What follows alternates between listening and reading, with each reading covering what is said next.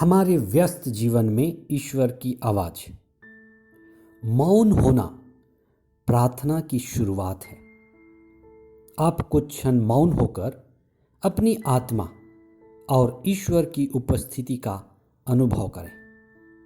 अपनी प्रत्येक सांस के द्वारा जीवन और आंतरिक ऊर्जा को अनुभव करें और अपने अंदर ईश्वर की महिमा देखें।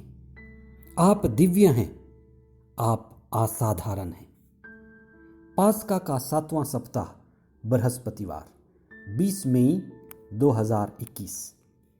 पहला पाठ प्रेरित चरित अध्याय 22 पद संख्या 30 और अध्याय 23 पद संख्याएं 6 से 11 तक।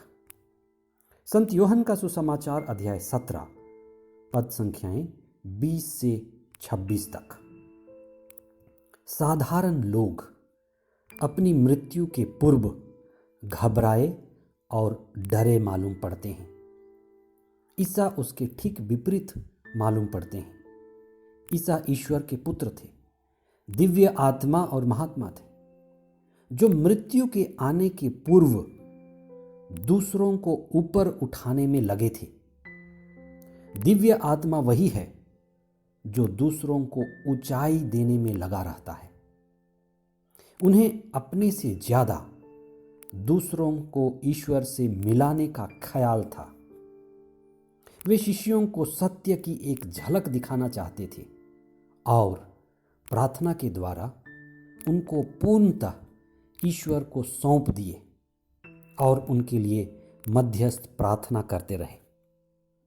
सुसमाचार का मुख्य अंश। मैं न केवल उनके लिए विनती करता हूं, बल्कि उनके लिए भी जो उनकी शिक्षा सुनकर मुझ में विश्वास करेंगे। सब के सब एक हो जाएं।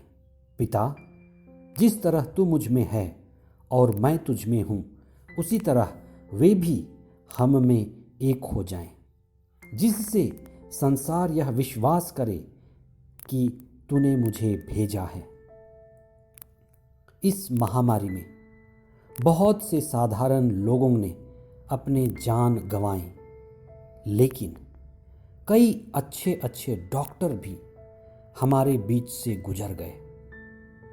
उन्होंने मरीजों की सेवा करते करते अपने जीवन और अपने प्राण को बलिदान चढ़ा दिया और अभी भी चढ़ा रहे हैं।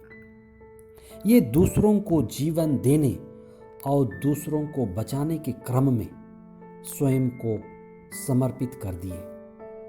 वे दूसरों के जीवन की रक्षा को ही अपना परम धर्म और परम लक्ष्य बना लिए। आज भी बहुत सारे डॉक्टर ये कर रहे हैं। ईसा की अंतिम प्रार्थना में, महाप्रार्थना में यही संदेश छिपा है।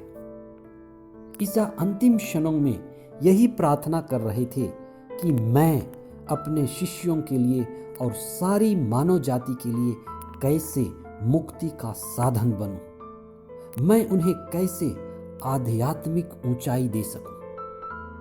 ईसा का स्वभाव प्रेमी पिता का स्वभाव है और पिता ईश्वर का स्वभाव मां का स्वभाव मालूम पड़ता है कि क्या करें, कि कैसे सब के सब एकता में आ जाएं।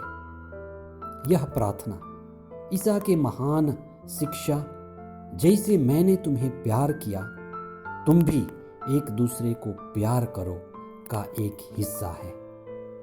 आज हम इस बात पर विशेष चिंतन करें कि मैं कैसे दूसरों के लिए मुक्ति का एक साधन बन सकता हूं। गुरु या माता पिता तभी आदर्श माने जा सकते हैं जब वे अपने शिष्यों को या बच्चों को ईश्वर से मिला दें, उन्हें आध्यात्मिक ऊंचाई दें, सत्य रूपी ईश्वर की उनसे चर्चा करें और ईश्वर को उनसे बांटें। ईश्वर के खोज की प्यास जगा दें। भक्ति व प्रार्थना के द्वारा सत्य के मार्ग पर चलने के लिए शिष्यों को और बच्चों को प्रेरित करें। इसलिए जब माता पिता और गुरु हमें ईश्वर से मिलाते हैं और हमारे जीवन को सत्य में ऊंचाई देते हैं, तब वे हमारे लिए मुक्ति के एक साधन बन जाते हैं। इस दुनिया में हमारा जीवन एक संघर्ष है। संत पौलुस फरीसियों और शास्त्रियों की एकता के लिए संघर्ष कर रहे थे। विभिन्न समुदायों में, परिवारों में, लोगों में एकता लाना ईश्वर का ही कार्य है, आध्यात्मिक कार्य है। विभिन्न समुदायों में, परिवारों में और लोगों के बीच जो हम एकता लाने का कार्य कर रहे हैं, वह आध्यात्मिकता का हिस्सा है। इस कार्य के लिए ईश्वर हमें पवित्र आत्मा के द्वारा बल प्रदान करते हैं, जो संत पौलुस से कहते हैं, तुम धीर बने रहो, मैं सदा तुम्हारे साथ हूं। आइए हम विश्वास के साथ प्रार्थना करें। हे प्रभु, हमारे दुख व संघर्ष में हमारे साथ रहिए। हमें हृदय से प्रार्थना करना सिखाइए कि हम दूसरों को प्रेम कर सकें, दूसरों को ऊंचा उठा सकें और उनके मुक्ति के साधन व माध्यम बन सकें। हमारे बीमार भाई बहनों के दुख में सदा साथ रहिए और हमें घर में, परिवार में और जहां भी हैं, एकता में बढ़ने के लिए कृपा और वरदान दीजिए। ये प्रार्थना हम करते हैं हमारे प्रभु ख्रिस्त के द्वारा। आमीन।